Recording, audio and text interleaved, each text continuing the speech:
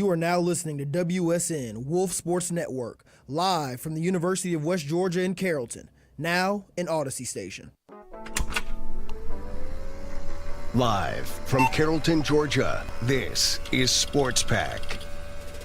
West Georgia's go-to show for all things sports. From the best interviews in college radio. Hey, this is Coach Joel Taylor, head football coach here at the University of West Georgia. Hey everybody, this is Jeff Bacon, Atlantic Sun Conference Commissioner. To the hottest takes around. I wholeheartedly believe that behind Sean Payton and a second-year Bo Nix, the Denver Broncos can dethrone the Kansas City Chiefs and be the AFC West champions. I mean, plain and simple, the worst decision Kalen DeBoer has ever made is taking the head coaching position at Alabama. We've got all you need and more right here on Sports Pack. The Wolves play here.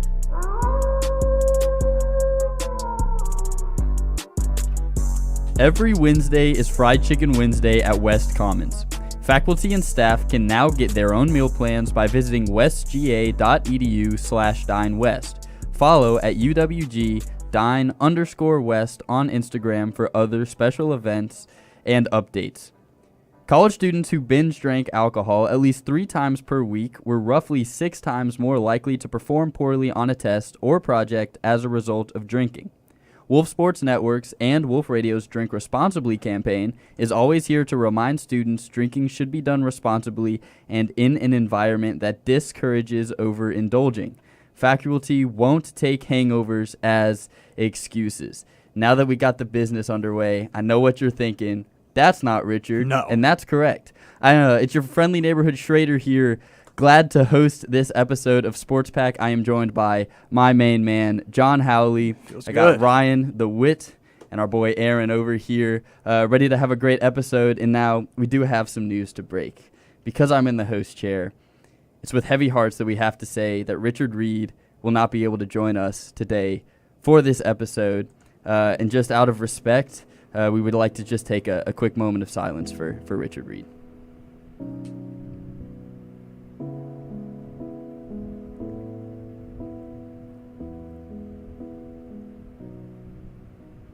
Anyway, John, how about them Wolves? Is Widener rolls to the right. He's got some time. Everybody's down at the end zone. He heaves it. And it is caught for a touchdown. We are one. Go Wolves. As always, today, just a beautiful day in the City of Dreams. Beautiful. This is like the first true day of fall. Super excited to have this weather back.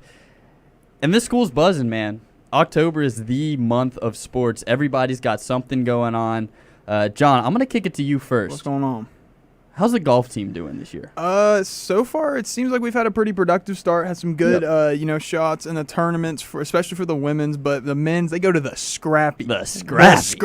Over in Kennesaw State to get things back going for right now. It's going to be in Ackworth, Georgia. And then the women's, I have it right here. They will be in North Carolina. Actually, they have already been in North Carolina. I'm sorry. They will be in Arkansas at the Lady Red Wolves Classic hosted by Arkansas State next week as well. Sounds good. I mean, I know our golf team, especially the women's team, has been doing incredible this season. Mm-hmm. They've really built upon momentum from last season. And you know what they say, man? The Scrappy is the hardest tournament to win in golf. So I'm really, really eager to see how the boys can handle that. But Ryan, I want to take it to you. How's the soccer team doing this year? Yeah, soccer team. What's going on? 3-11. 3-11 rough. to start the season. Double digits. Double digits. But the West Georgia Wolves, they return home this Sunday afternoon for a game hosting Queens. So they're going to try to get back on track after losing to them earlier in the season 3-0, try to get some redemption. Hey, nothing like going into conference play, trying to get some dubs. For sure. Now, last but not least, Aaron. Coliseum is being used right now by our women's volleyball team. How are they doing this season, and what can we look forward to? We're going into a conference matchup against Bellarmine. It's going to be a competitive game. We're on a 2-15 stretch here. Yeah, been on a 5-game skid since going 3-0 over UT Martin. Just looking to get back right here. Bit of a rough patch, 5-game skid here. Looking to snap the streak and get back in the win column. Yeah, for sure. Yeah, I mean, let's just say the adjustment to D1 has been a little difficult for some of our teams. Take some time. It takes time, though. It's expected. Coaches are doing a day. great job building these programs.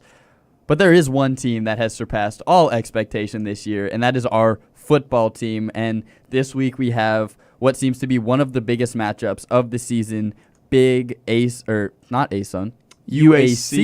matchup ahead of us. And we are playing Abilene Christian here at University Stadium. Going to be a great game. But John, there's some news surrounding the quarterback room. Yes. Should we be concerned or not? I would say right now, I don't know. As of last week, Davin Widener was benched due to injury for his shoulder to help save him. And from rumors swirling around from several people, we don't know if it's Colton Fitzgerald or if it's going to be Davin starting at quarterback. I saw him this morning. He seems fine, but at the same time, when someone looks fine, you don't know what's actually going on when he's got a T-shirt on. So, simple as that. T-shirts. Yeah, but end of the day, I don't know what it's going to be. It's either, I think they're probably, to be safe, they probably have to start Colton Fitzgerald. Yeah, I would somewhat agree. I mean, it all just depends on how Davin's feeling. He's played somewhat banged up all year. Oh, yeah.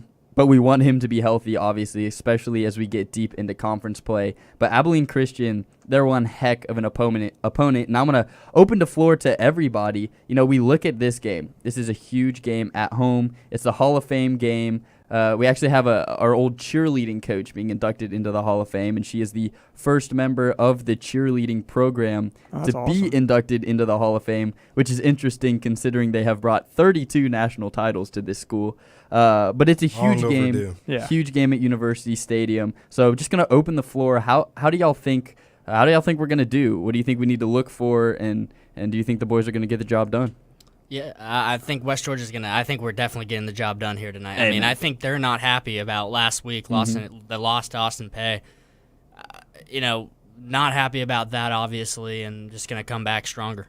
Yeah, I think for us the main thing is to make sure our O-line plays better because from our general manager and his specific notes, the O-line was absolutely terrorized against Austin Peay, and that's not good. And yet we know we have a good offensive line, but maybe it was just one of those weeks. I mean, these guys don't have a break till November or towards the end of October, November, so they're going to be very tired. And, hey, I'm not complaining about a lot of football. And I think it's going to have the defense is going to have to step up because their quarterback, he's already got 1,400 passing yards on the season, 11 touchdowns. He moves the ball around. They get their run game involved, and they really try to work things around. And I think that the defense is going to have to really step up, especially after last week because they were in and out of that game, but they really need to make sure they shut it down. I mean, last year we didn't have that bad of a game against them. We lost 38-24. So, it's also kind of a thing we circle on the calendar. Let's go get our win. Let's go make it 500, right? Yeah, and I think this is a big game, especially when you look at the defensive side of the ball, because our defense did struggle, which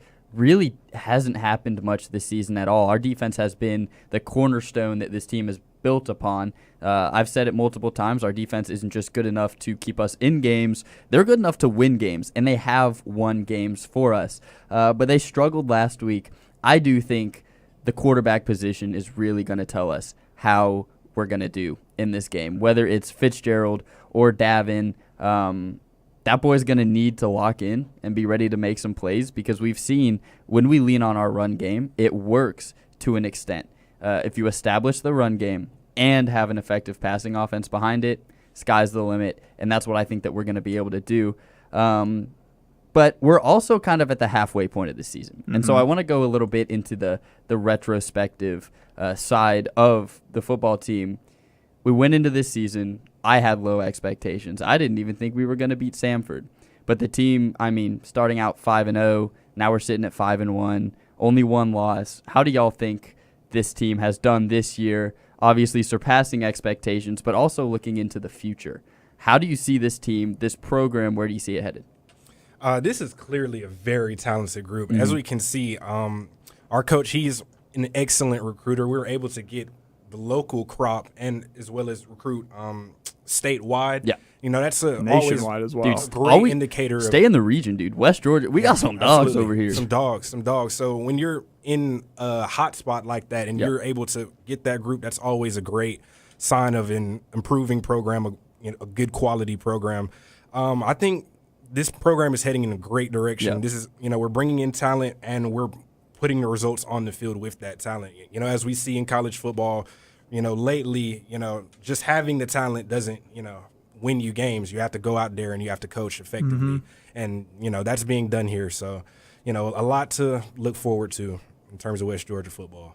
Yeah, I think in a 4-year plan, we're way ahead of schedule. Oh my goodness, we're at the end of a 100%. 4-year plan. Right now. Yeah, exactly, and that's something Coach Taylor talked about a while ago, and when we interviewed him, and he said, like a lot of people are telling him he's ahead of schedule right now. So for him and his career, it's been great. It's a little scary. We don't want you to leave, Coach Taylor. We love you. we love probably know you're on some people's radars right now. Yep. So, but I'd say we're ahead of schedule, and that's a good thing. That's a great thing for the school and for enrollment as well, because people look at schools and like, hey, like you got football. Yep. Yeah, you get good team. Yeah, all right, I'll go there. So it's a great thing, I think, fundamentally as well, just for the program and for the school overall. Yeah, I mean, Coach Taylor has done an outstanding job with this program. Sky's the limit as long as he's here. I mean, he's setting this program up for success. But with that said, we're going to hit a quick ad break. We'll be back in a few minutes. Don't go anywhere because we got college football to talk about.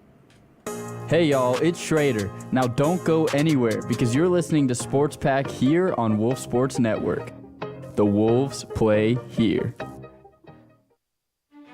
It's time for Season 2 of The Playbook, and we're talking all things college football, putting together a better sophomore season than Tim Tebow in 2007. To the listeners and everybody at Wolf Nation, I promise you one thing. You will never see an on-air personality work as hard as I will for Season 2 of The Playbook, and we will make this show better than any college football radio show will ever be for Season 2 of The Playbook. Listen as we fulfill this promise, live, every Friday at noon. This season, everything changes. I'm the only one who came back, and honestly, I might regret it. Josh Allen might just be the best athlete the NFL has ever seen. Spencer Strider is an elite closer posing as an ace. D. Rose is the most overrated player of all time. One vet, all new voices, hot takes, wild debates, and zero chill. Season 6 of Sports Out of Pocket debuts this fall, only on Wolf Sports Network. Ian's freestyle went big. But we're going to go bigger. Dang, it's my first season. I feel like a star. I be dropping hot takes. I speak real bizarre. How many views we gonna get? I'd say about 1 mil. Out of Pocket Season 6. We got zero chill. Tune in to Season 6 of Sports Out of Pocket. Wednesdays at 6 on Wolf Sports Network. Welcome to the Boring Sports Show, where we only bring the most boring sports takes. Who are you? I am Hot Takes Man, and I defend the world from boring sports shows like yours. Another day's work for Hot Takes Man. Citizen, if you want to save yourself from boring sports content, then tune in to Sports Out of Pocket, Wednesdays from 6 to 7 on Wolf Sports Network. In a recent survey, almost 53% of full-time college students ages 18 to 22 drank alcohol in the past month. That's why Wolf Sports Network's and Wolf Radio's Drink Responsibly campaign is here to remind you there is no drinking under the age of 21. Never drink and drive, even if it's one beer, and add food and water when you drink so you don't end up texting your ex, which means know your limits. Wolf Radio and Wolf Sports Network are proud to boost literacy skills for our pre-K book drive. Our ongoing book drive will provide a new or gently used book to every child at UWG's pre-K monthly. Give today by visiting thewolfuwg.com/book drive. Together, Wolf Radio and Wolf Sports Network will make a brighter future. Visit thewolfuwg.com/book drive. When it comes to fandom, nothing matters more than the fit. The logo you wear solidifies your love. Now you can be a Wolf Sports Network fanatic with our brand new merch powered by Ozer Apparel. Visit wolfsportsnetwork.com and click About. Baby, it's college football time. Give me my theme music. Well, I think jam-packed is one way you could describe the slate. I mean, the slate that we got this weekend in college football is what makes this sport so beautiful. Cinema. We got everything from Oregon, Indiana to, as we like to say here, the Wed Wibble Wabbly, because you can't really say it easily. But we got the Red River rivalry, Oklahoma and Texas, South Carolina, LSU, Bama, Mizzou, Ohio State, Illinois. I mean, there is a number of games, and we could talk about all of them for the rest of our lives if we wanted to, but we got to keep it to this one segment, which means to start off, we're going to go to the heavy hitter of the weekend, Indiana and Oregon. College game day. I mean, Eugene is going to be rocking. I mean, I'm a huge fan of this Oregon program right now with Dan Lanning. But I just want to open it up to the floor. We look at this game. What do you think? What's the temperature in this game? Yeah, it's going to be a good game. I mean, I think we all know that. We saw this on the schedule. It's one you got to talk about. I mean, Oregon, they got their, Heisman first-round pick possibly in the draft. You got according to CBS Sports. Both quarterbacks. You got Dante Moore. You got a deep rushing attack. Oregon, Jordan Davidson, De'Ara Hill Jr., Noah Willington, Jaden Lamar. I mean, it's packed on the offense for Oregon. I mean, Indiana's going to have to play some great defense if they want to come away, especially with this Oregon offense. Yeah, I mean, Autzen Stadium, 3:30 be rock. It's going to be amazing. Indiana, a team who has come along in these past couple of years. They are a respectable program. We saw what they just did against Illinois. Boat raced them, hung the scoreboard on them, dismantled them. We got boat race here because nobody picked Indiana. Yeah, nobody. Nobody did. They've been counted out, and they proved a lot of people wrong. This is a dangerous, dangerous team. And, we just saw Oregon against Penn State.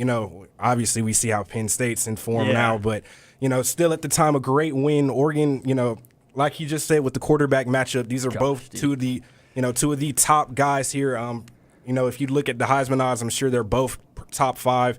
It's going to be a sight to see. This is game of the week for sure. Yeah, I think it's a prove it game for Indiana because they get this high up now. They have the players. They have you see what they can do.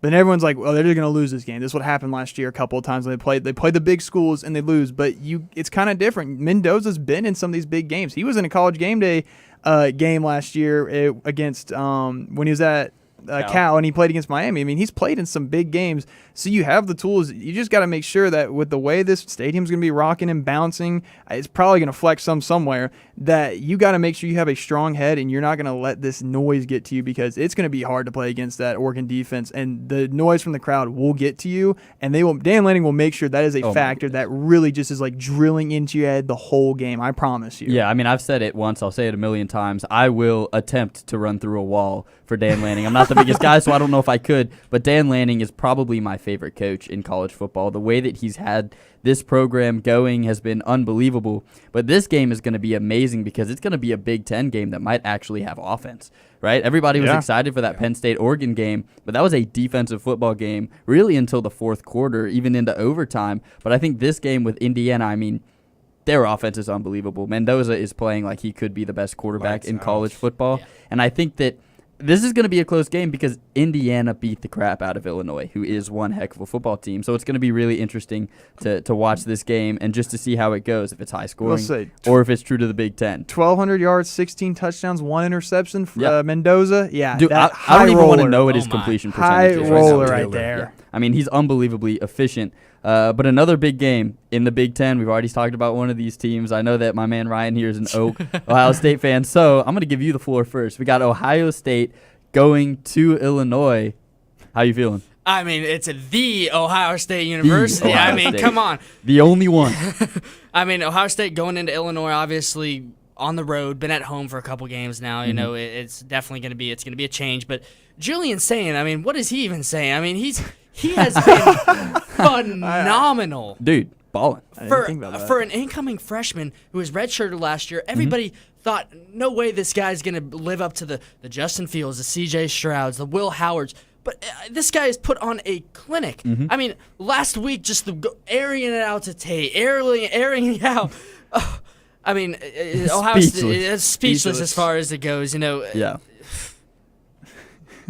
Ohio State's winning this one. I'm just saying that. Yeah, I think it's going to be a good game. I think this is another test for Illinois. I'm looking at these underdogs here because Ohio State, they have the tools, they have the receivers. It's the obvious. But Luke Altmaier, since that Indiana game, and they've really started playing better. They have a better brand of ball. I think they definitely had to reassess after getting boat raced. Oh, dude, they got a tooth knocked out, but more than I think they got curb stomped. Simple as did. that. And now they're really spreading the ball around. But I think it's just going to be hard to cover Tate. You're going to have to cover Jeremiah Smith. Yep. You're going to have to. Your defense is going to be your key here. If you can shut down the passing game, can you then shut down the running game? That's what's going to be the big key factor for him. I think it's got to be defense all day for Illinois. Mm-hmm.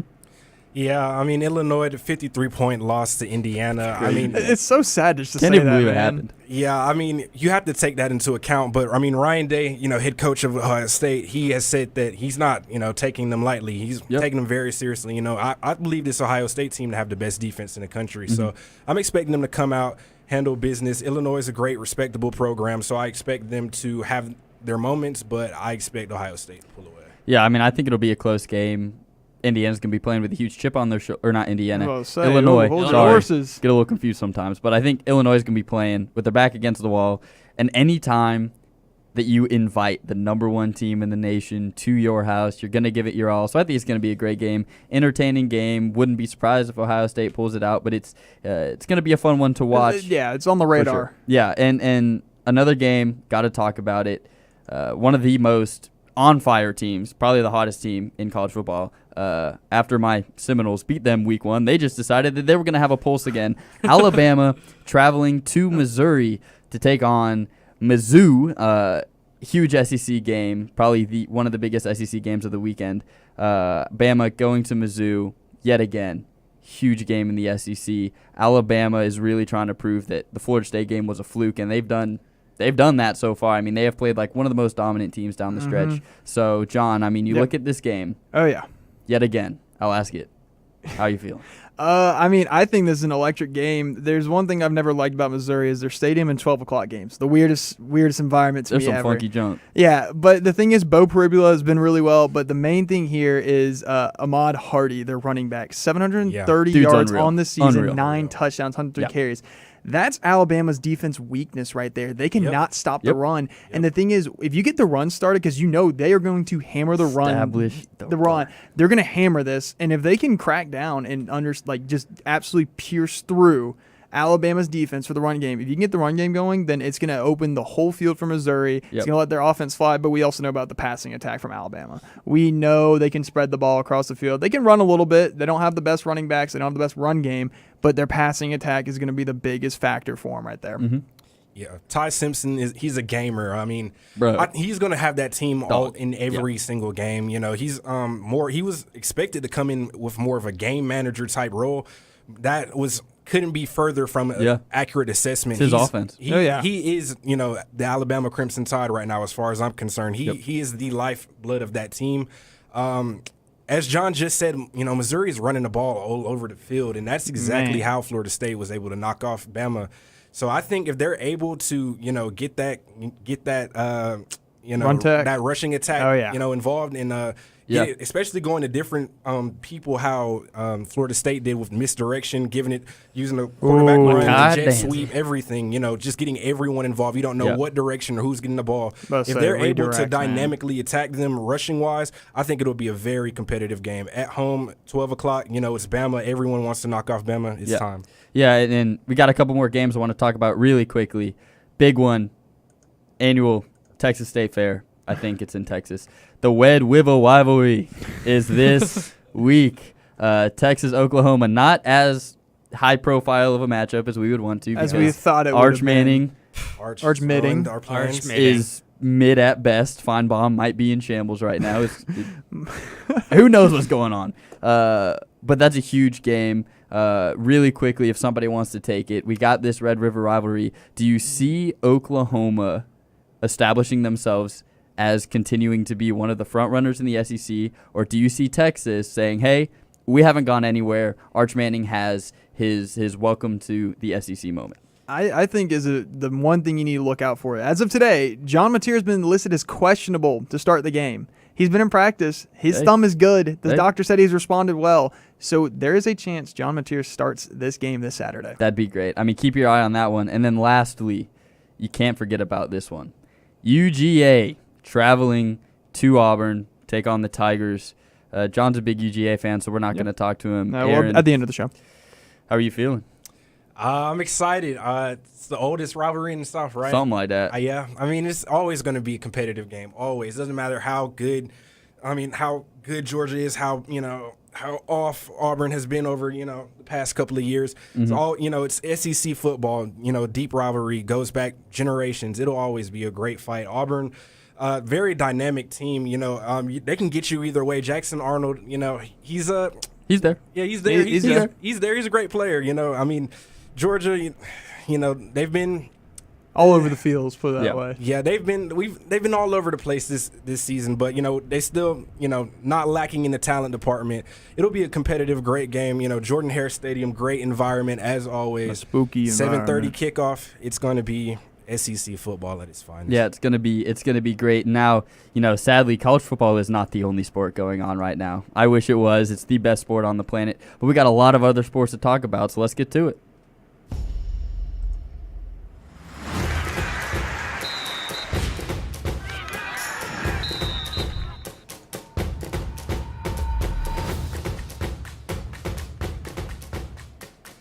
So, looking at sports, like I said earlier, October is probably the best month for sports fans because you get a little bit of everything. I mean, one of my favorite sports, the NHL, is back. Playoff baseball, college football. For the next 49 days. For the next 49 days, we will not have a day without football. One of the greatest gifts the Lord has ever given us.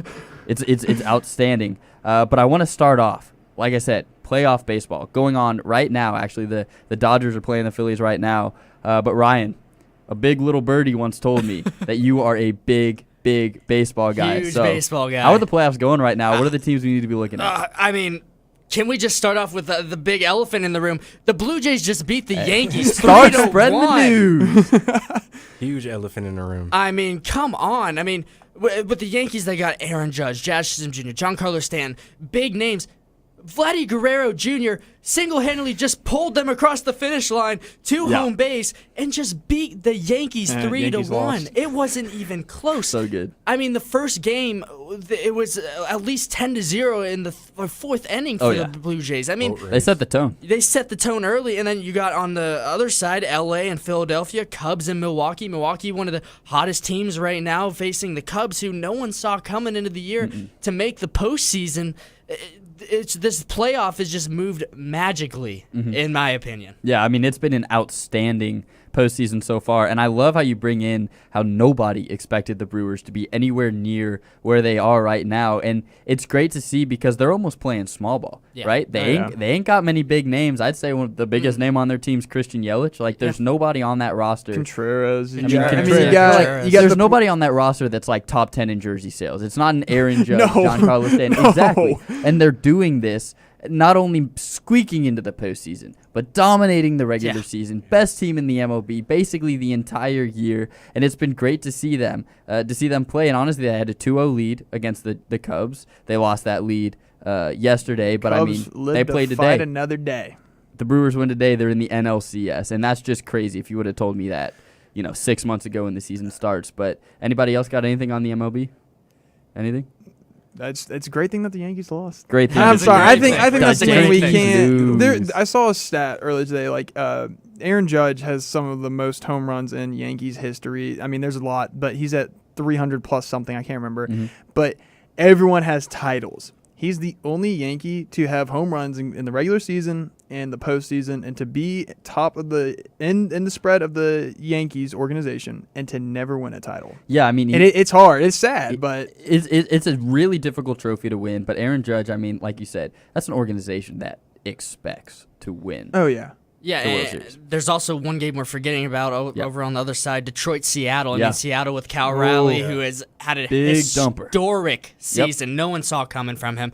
And your Detroit Tigers, who unfortunately beat my Indians, but the Guardians now. But, it's just one of those games that it's tied 2-2. It's going to be decided here very shortly, and it's a game that's just going to go either way. Detroit Detroit, Seattle going to be playing the Blue Jays, who, once again, gonna keep saying it, just beat the Yankees. Yeah. So yeah, I mean, any team that beats one of the big market teams is huge. But like, this is such a refreshing postseason. It's not all the top dogs. My Marlins knocked out the Mets. That was one of the best moments. Was knocking out the Mets from the playoffs. But like, you got the Mariners, you got the Tigers, the Brewers, even the Cubs. They haven't had much success. And so it's last time they were in the playoffs has been a minute. It's been a little bit. They only won one World Series in like the last 3 generations. 2016. Yeah, in 2016, which was a great World Series. My apologies.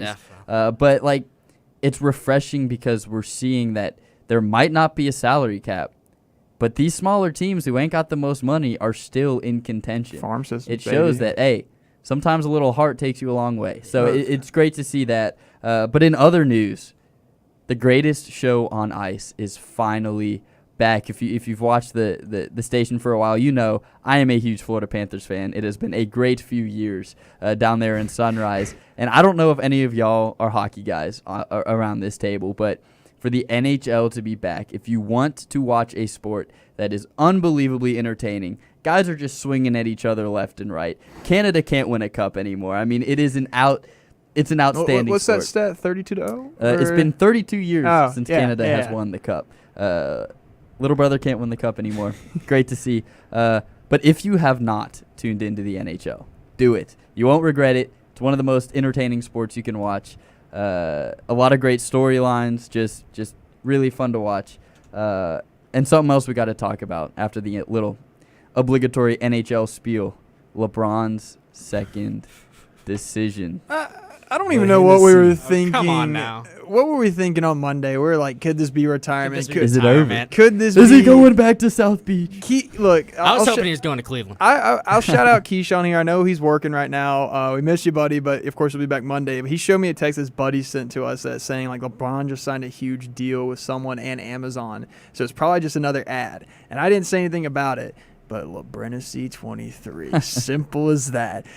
Gets everyone enough to where someone is suing LeBron James in small claims court for $865 for one of the tickets that he bought this year.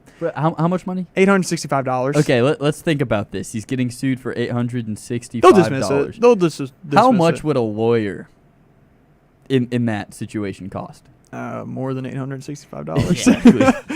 That's like the dumbest it's an thing interesting I've ever court heard. case for sure. Also, at the same time, LeBron is injured now. Yeah, he is injured. He's out for 3 to 4 weeks. Something like that. Yeah, he had something that I'd never heard of before, but really interesting to see. And now, John, I see that you were looking at that Phillies-Dodgers game. Has anything happened? As of right now, it is 0-0, bottom of the second, and seems like I actually didn't even give me the pitcher, so I can't say who's. Oh, Glasnow's still pitching right now. No. All right, guys, I'm messing up here. That's it's Phillies right now. I don't even know this pitcher actually. Christopher Sanchez, as of right now, pitching. Christopher Sanchez, yeah. So, like we've said, I mean, it has been kind of going crazy, the world of sports. Postseason baseball, we've just seen the Yankees lose. They always do it, as David Ortiz says. Just great. I'm so happy the Yankees lost. But now it's the question of, do they move on from their manager? Aaron Boone. Yeah, everyone's saying that it's time. They're sick of it. They really want him gone, and I mean, is it just that it's kind of hard to like move on from the Yankees organization, but they are cutthroat. I mean, you know how much they have. Yeah, so, I mean, 27 World Series? I mean, they have an expectation. The biggest market in MLB. They have one of the biggest markets in sports. And one of the highest payrolls in baseball. Yeah. You have to. You know, that's unacceptable. You have to crank out some results. I mean, postseason defeat after postseason defeat, at some point it gets unacceptable. You know, absolutely. With the pieces that they have, a Garrett Cole, Aaron Judge, a Giancarlo Stanton, and a Jazz Chisholm. You know, you have to at least, you know, one measly World Series appearance. You know, with all that talent that they've acclimated over the years, it's not going to cut it. You know? And Aaron Boone, I mean, you can tell that he knows he's looking like they're pushing him out the door because he was asked by the press yesterday, his like, hey, shows it. How do you know that you're still going to be the manager? How do you know you're not going to get fired? And all he said was, well, I'm still under contract. Like that shows no confidence that he's still going to have that job. He wears his heart on his sleeve. Yeah, especially for real. And if he didn't hit that one home run, like, 40 years ago, he wouldn't have this job. Yeah, I think as far as the Yankees goes, they can perform in the regular season just always. quite well. They always hold one of the best records in the league. But it's when they get to the postseason is where they cannot perform in the postseason. That's the big problem. That's what they're going to have to look back with Aaron Boone is, okay, he can perform when it doesn't really matter in the regular season. It does matter to get to the postseason. But if you get to the postseason you can't perform, I mean, you're looking to win a World Series here, guys. Exactly. I mean, the Yankees just don't look like the Yankees in the postseason. No, I mean, they're the Dallas Cowboys of the MLB. Oh my For gosh. sure. Great way to put it. It's also the question of like you see the Dodgers, they spent all this money. They spent over $1 billion and they've heard a lot of it, but and it's like the thing is you spend this money, you get the players you want. You get Jazz, you go out and you release some guys, but you bring in others and you spend so much money, but you're not getting the results that you want. And so now the fans are going to turn on you like, why are we spending all this money? We can't earn anything. And I'm pretty sure they have not made, they have a farm system that they have not made several moves with at all. It's just kind of sitting there. Well, they tend to use that farm system as trade capital, pieces. That is true. Which, I mean, it's helped build that roster. I mean, they got Jazz because of it. My Marlins got Agustin Ramirez from them. Yes. They like to use that farm system to build the MLB roster. But like we've said, these fans expect greatness. They've watched the Dodgers do it. The Yankees are using that blueprint to try and bring a World Series, but they have not had success bringing that World Series to the Big Apple. So it's definitely an interesting. It's definitely an interesting storyline to look baseball. at. Yeah, what a story! What a place! Hopefully it's not burned down the next day. It might be, but huge storyline. Try to follow the managerial opening that might be over there in up in Manhattan. Wait and see. Yeah, it'll be really interesting to see. But with all of that said, we're going to go to another ad break. You're listening to Sports Pack here on Wolf Sports Network. Stay locked. You're listening to Sports Pack right here on Wolf Sports Network. The Wolves play here. Welcome aboard to Sports Out of Pocket Airlines, your nonstop flight to the highs and lows of the sports world. This is your Captain Jackson Vole speaking. And this is Flight Path, where we chart every climb and dive. Teams taking off to championship skies and players hitting unexpected turbulence. Buckle up, sports fans, and fasten those seatbelts, because when the whistle blows, we're cleared for takeoff. Listen to Sports Out of Pocket every Wednesday at 6, only on Wolf Sports Network. Sports Out of Pocket has a brand new showtime. Yeah. But what time is it at? I don't know. It's not 5 to 6. It's not 7 to 8. It's 6, 7.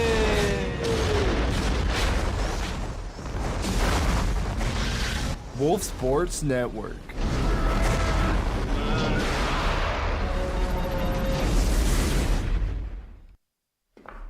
It ain't just a game. It's everything. This is where the best separate themselves from the rest. But to be the best, you gotta read the best.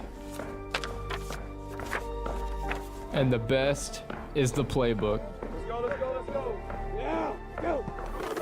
Tune into the playbook, Fridays at noon on Wolf Sports Network. Hello? Can anybody hear me? I can't see anything. It's like a snowstorm out here. JT, I need your help. What? Who goes there? I'm the ghost of Out of Pocket Past. Nah, bro. I don't mess with ghosts. But I need a sports fan that has zero chill. Well, now that you mention that, this is gonna be Out of Pocket. Tune in to Season 6 of Sports Out of Pocket, Zero Chill. Wednesdays at 6 on Wolf Sports Network. Every Wednesday is Fried Chicken Wednesday. Nom, nom, nom, nom, nom, nom, nom. Faculty and staff can now get their own meal plans by visiting westga.edu/dinewest. Follow at UWG_Dine_West on Instagram for other special events and updates. In 2023, the Georgia's governor office stated 21% of adults have a low literacy skills. The U.S. Department of Ed reports that children with access to print reading materials have better literacy rates. Wolf Radio and Wolf Sports Network ongoing book drive will provide a new or gently used book to every child at UWG's Pre-K Monthly. Give today by visiting the uwgradio.com/bookdrive. That's wolfuwgradio.com/bookdrive. In the NFL, only one thing matters: chasing a dynasty. Yet again, football is the greatest sport on the planet, and nothing will ever change that. And the NFL is in full swing right now. We're really starting to see the teams that are the contenders. We're seeing the pretenders. I have no idea what that noise was. We got some stadium pulse going on right now. Yep. But it's been a great season so far in the NFL. And the first game we're gonna go, right? Bills, Dirty Birds, Monday Night Football in the Benz. I know John is probably very excited to watch the Bills. Looks like a huge Josh Allen guy right now. It's going to be a great game. I mean, the Falcons are still trying to prove themselves as a contender, especially for the division.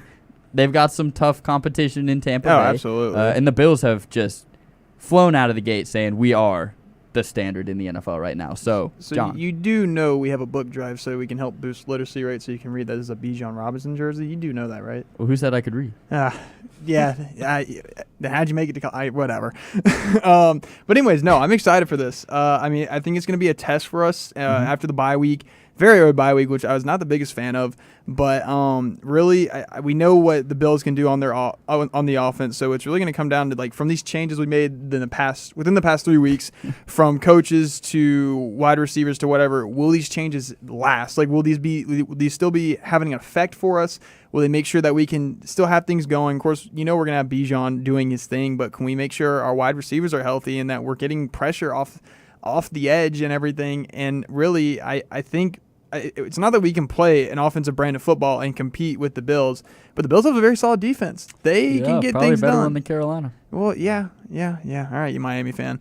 But anyways, we just have to kind of wait and see. But Monday night, it's gonna be fun, and I'm very much looking forward to it. Yep. Yeah, I honestly think this one's just gonna be a shootout. Yeah. I don't know if any people are gonna agree with me, but the Bills going into Mercedes-Benz. I mean, if you've ever been to a Falcons game, they get pretty rowdy in there. It gets crazy. Absolutely. I mean, yeah, you got Josh Allen, James Cook, you got all these guys, but I think Penix is I think he might lead these Falcons to upset the Bills. Yeah, the Falcons are going to come in guns blazing. I mean, Monday night game in wearing throwbacks, by the way, in Atlanta. Oh, they're wearing. They've got everything ready to go for throwbacks. It's a part of the reason why I'm wearing the jersey. So they're going to be looking clean. They're going to be feeling good. This is the number one defense in the NFL right now, statistically, in total defense. And we also bring to the table a top 10 offense. It's just a matter of bringing it all together and putting together a complete game and really firing on all cylinders as a team. They're going to come to play. The Bills are a great team. Obviously, you have that three-headed monster with Josh Allen, James Cook, and Dalton Kincaid. But it'll be competitive for sure. Don't forget my boy Keon. But I do want to say, when you looked, he got benched? Yeah. Keon Coleman? It's kind of been hard for him to produce out there, but then again, for how big is his stature? Man, he got a tutty for me last week in fantasy. I'm not even going to go there. But you look at the Falcons. There's many words that you can use to describe this Falcons team, but consistent is not one of them. It's one of the most inconsistent teams I think I've ever seen. 1 week, you're absolutely dismantling the Minnesota Vikings up in Minneapolis, which is a very difficult thing to do. And then the next week, you're getting shut out by the Carolina Panthers. So for me, it just depends which Falcons team is going to show up in the Benz. Is it going to be one that, they're going to go out there and handle business? Or is it one that's just going to forget how to play football for some reason? The offense has been questionable. They've had their moments, but they've also had a lot more moments of just questionable play calling. True. Inconsistency. Poor execution.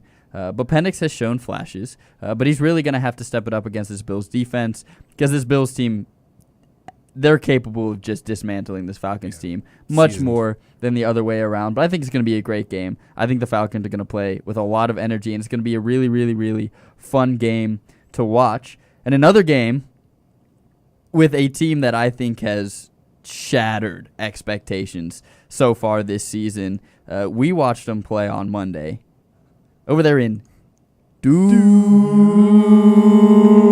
Duval. The Jacksonville Jaguars are hosting the Seattle Seahawks on Sunday. And this game, this team, I don't even know if we're going to talk about the Seahawks. This Jaguars team is playing with so much heart. They have the talent, they have the heart, and they got a coach that the guys are rallying around. This team, I mean, you want to see grit. Just go watch the highlights from that Kansas City game. They played an outstanding game. Trevor Lawrence scored a touchdown in a way that only a newborn giraffe could do. It was unbelievable. On the ground. On the ground. Then he's off the ground. Then he's in the end zone. Then he's picking his nose on the sideline. It was digging for gold, man. Digging for gold, and he sure found it. But just an outstanding effort from the Jaguars last week. So my question is, will we see this Jaguars team carry that momentum from beating the Chiefs in prime time over to this game and handling business, or will they let that win get to their heads and they stumble out of the gates against the Seahawks team? I mean, the Jaguars are looking hot. I mean, that's the only word for it. I think the Jaguars are just taking it game by game, and I don't think it really matters who they just beat. It's just whoever is in front of them, they're looking to compete, and they're looking to do something crazy here because – I mean, the Jaguars, right? Trevor Lawrence, you just said it. Who would have thought? Who would have thought the Jaguars and Trevor Lawrence? Trevor Lawrence, you just said it, scored while on the ground. He got his foot stepped on by the tackle, falls over, gets up, and somehow gets in the end zone. No, sorry. I was thinking about Chris Jones standing there in the end zone. People are saying you got paid an awful lot of money just to stand there. Yeah, from that real. game. But I think a lot of people, like you said, it's kind of shattered the way how things have been. That Jacksonville's 4-1, and they're playing a tough brand of football. I mean, you have all the weapons. It's the new culture they brought in. They bring in a young coach. They bring in a young GM. You bring in all the young staff. They're saying we're going to go young, but we want to win. We can perfect this for a long time, and this is really what they wanted. Even when they had their one season where they made the playoffs and upset the Chargers, it's not been like that since. It's a new identity for them. But you also know that the Seattle Seahawks, as they're figuring out things on offense and having a great, they're a good football team too. Well, yeah, they have a outstanding defense, as we know. They have one heck of a receiver in JSN. We know that Kenneth Walker can also run the ball. You can move the ball around the field. Yeah. So it's going to be as much excitement there is around the Jaguars team. They're going to have to make sure they're playing on their heels, heads swiveling. They're seeing what they need to see because JSN and Sam Darnold can absolutely dissect this team. I promise you that. Yeah, I mean the run game for Seattle's been somewhat of a question mark all season long. They've tried to establish the run game, but Kenneth Walker and company just haven't really been able to get it done. But this passing attack, I don't know what Kevin O'Connell fed Sam Darnold to make him this all-pro level quarterback, but this is the Sam Darnold we should have had almost a decade ago. Yeah, for sure. Jets fans are so mad because they're seeing Sam Darnold leave and just absolutely flourish in Minnesota and then here in Seattle. So keep your eye on this game because Jacksonville's hot and Seattle ain't nothing to bat your eye at either. So just going to be a great game on Sunday and another huge game in the NFC. You got San Francisco traveling down to Tampa Bay. Now, San Francisco, it has not been Brock Purdy leading these boys all season long. It's been a man by the name of Mac Jones. Revived his career over there. I mean, Kyle Shanahan can make anybody an all-pro quarterback, and he is making Mac Jones look good. And Mac Jones, when he's good, is confident, and when he's confident, he is fun to watch. But he's also got the white boy of white boys on the other side of the football. Baker Mayfield, my favorite quarterback in the NFL. This dude is another guy I would attempt to run through a wall for. This game, what are y'all's thoughts? That's all I got. Yeah, the Buccaneers, all four of these games that they've played have come down to the final drive. Baker Mayfield just has that clutch in him. I mean, we saw it when he was at Oklahoma. We saw it in his first couple career, in his first couple seasons. But this season, 4 straight games leading the team down the field to win the game. That's insane. But then going to the 49ers, you look at them, you're like, how are they 4-1? That's a great question. I literally said this earlier today. How in the world is this team 4-1? Yeah. I mean, I watched them last Monday beat the Rams. They looked like a good football team behind Mac Jones. Yeah. And I don't know, but a little baffled by them being 4-1. Yeah, a little bit. Yeah, I mean, it's kind of interesting. You saw how when Brock Purdy was playing and he had the game where they almost threw 1 million interceptions. It's like what has happened here, and it's, now people are looking back to when, the 49ers took Trey Lance over Mac Jones. Yep. And it's like, how did this happen? How did you magically land him back here? But I love what the Buccaneers are doing, unfortunately, but they're also down on offense a little bit. You also have Bucky Irving is questionable, Mike Evans still out, Chris Godwin, lower leg, questionable. You have a tackle out on IR. So there's some injury to their offense, but Emeka Egbuka is still there, right? Yeah, and I mean, we're looking at these games. We're breaking down these games, but now I think it's time that we predict these games. But before we do so, let's just remind everybody of our policy. SportsPack and Wolf Sports Network are not liable for any financial losses that may occur due to using our picks outside of the show. These are just our opinions. Don't blame us. Blame the players.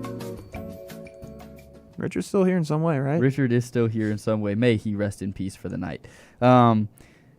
Huge game. Huge-ish game tonight. Big rivalry game tonight in the NFL. Philadelphia Eagles going over to MetLife Stadium to take on the New York Giants, who have been a very interesting squad, to say the least. They got the poster child for CTE at running back.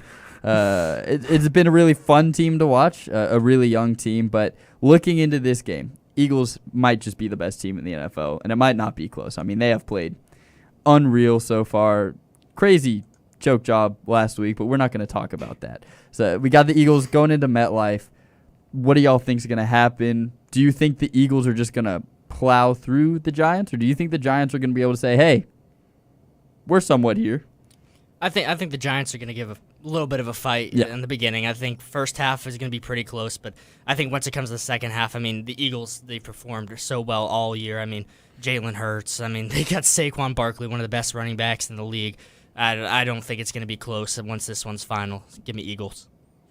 Yeah, we just talked about New York baseball and, how it's rainy days there, but New York football, we got some new life. It's partly cloudy over there. Yeah, I mean, Cam Scatterbo, Jackson Dart, Malik Neighbors, the young guys are playing. I mean, I think that they'll take this Thursday night stage national game. I think they're going to turn up and have a great time out there. It's going to be at home, MetLife Stadium in the Meadowlands. You know how it gets there. The Giants fans always love their football.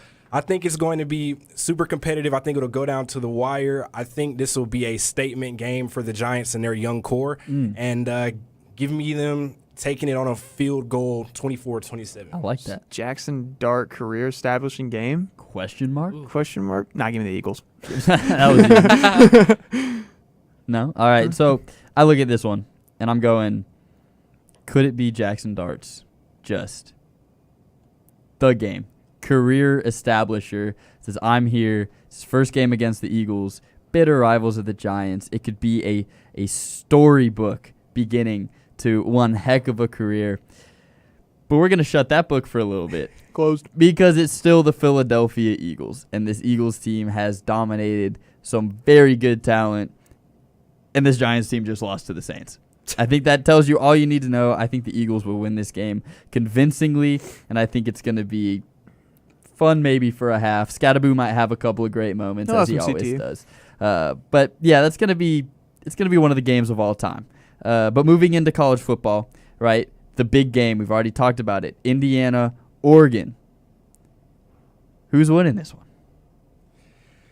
I'd have to roll with Dan Lanning and the Ducks. I mean, more continuity in that program. Yep. Dan Lanning's no slouch of a head coach. He's, one of the highest of the high in the sport. I think that they're a better coach group. I think they obviously have a bit more talent, a couple more blue chip recruits. They're more talented playing at home. I think Indiana's going to bring a fight. They're going to come to play. We've seen what they're capable of. This is a good, talented group. But I think Oregon will pull it out in a very competitive game. Yeah, I'm definitely going Oregon here. I mean, I talked about it earlier. The Dante Moore Heisman, most likely looking at a Heisman. First-round draft pick, possibly. I mean, with the passing attack that Oregon has, and then Indiana having to go into Oregon, I just think Oregon's just going to take this one. As much as I'm like what Indiana's doing, I think the safe call here is Oregon. Dante Moore's been having so much fun over there, and I love Dan Lanning personally as well. Great guy. So I'm going to go with Oregon. I do think the easy take is Oregon.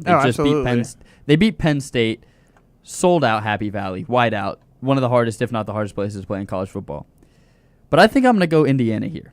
And it's going to be a close game, and I'm not super confident in it. But I think that Indiana, they've had their fair share of big games lost. Oh, yeah. Oh, yeah. But seeing what they did to that Illinois team gives me what could be false confidence. It could be false hope. I could look like an idiot, but I do that every day anyway. So I'm going to say that Indiana wins this one in a close one, and it's Signetti's signature win. No, I like that. Program. I like that. Program establishing, program defining win. I think, hey, there ain't no better time than Saturday. And it's in any given Saturday sport. I think they could go out there and they could pull that one out. Next game we got to talk about. Going to the SEC, Bama, Mizzou. We've talked about Missouri's run game, and we've talked about Bama's inability to stop the run game. Do y'all think that Missouri can pull off this upset and just send DeBoer packing? Or do we think that Alabama is going to continue the dominant streak they've been on since week 2? Yeah, believe it or not, I think I'm going Mizzou here. Mizzou? I mean, one of the best rushing attacks in the nation. I think they're just going to run it right up the gut into Alabama's defense. I think that this one, it's going to be close, but I think Mizzou is going to pull off the upset. Mm-hmm. I think it'll be scary. I think it'll be scary for Crimson Tide fans, but I do believe Ty Simpson will show up. I think the defense will hold strong for the most part. I think it'll go down to the wire, but this Bama team finds a way to win. It seems Tell like. me about it. Tell me about it. I think I'll ride with the Crimson Tide on this one. I'm liking Mizzou. Bo Peribula is showing that he's a star. I know Penn State is absolutely crying in shambles right now, wishing they had him. And I think it comes down to the run game for me specifically, just with the way Hardy's been running 730 yards. I think you got to get it started first. You get it started. I think Missouri can win this game, but it's not going to be easy. Let's not count that out. Yeah, I look at this game and I think a lot like all of y'all. Alabama has been nearly flawless in everything except for run defense. And Missouri not only has an efficient pass game with Pribula, if I even said that right. Peribula, something like that. Pribula, Fibula, great quarterback. But that running game has been one of the best. It's lethal. You got a guy with 700 rushing yards at this point in the season. That's unreal. Yeah. And I think that being Alabama's kryptonite, I think Missouri could win this game, and I think they will win this game. I think this is going to be another program-defining win. Drinkowitz goes in there. He beats Bama at home. That place is going to be rocking. Yeah. You're going to see a field storm. Yeah, they're running You're going to see a field storm. They will. I think Missouri's going to handle business in a close one over there in wherever Mizzou is. And then lastly, in the SEC again, we got UGA taking on Auburn in, what is it, the oldest rivalry in the South, something like that. They all got some funky name. We'll save John for last. I'll actually kick this one off. We'll save John for last. Georgia going to Auburn. I think there's many different ways to look at this, but this Georgia team, yet again losing to Alabama. All right, we got that good. Yeah, they've lost to Alabama again. Just need to say that one more time for John. But Georgia losing to Bama. They want to show everybody that they are a contender in the SEC. That Bama loss has them stumbling a little bit. But if they can go into Auburn and get this win, that's a very difficult place to play. Very. But this Auburn team is a very questionable team because great defense, but I don't think Hugh Freeze knows that offense is part of football. Yeah. And he hasn't established a run game. I like saying that a lot. He hasn't established a run game. In the first half against Texas A&M, they ran the ball 4 times. If they do that, Georgia's going to boat race them. Yeah. But if they establish the run game, it'll be close. But I think Georgia's going to come out of here, redeem themselves, and at least beat one team that resides in the state of Alabama. Yeah, I don't know when's the last time the Dogs have lost to both Alabama schools, but trust me, I promise you, whatever year that was, it was not a good one. I'm going to have to take the Dogs here to, in a competitive rivalry game, 7:30 kickoff, it's going to be in competitive affair. Jordan Hare, like Schrader just said, it's always a rocking environment. It's going to be a good time, but give me the Dogs to, handle their business. Yeah, Dogs have won 8 straight against Auburn to the date, and I just believe Georgia's going to go and take business of Auburn. You said it, Auburn's been shaky all year.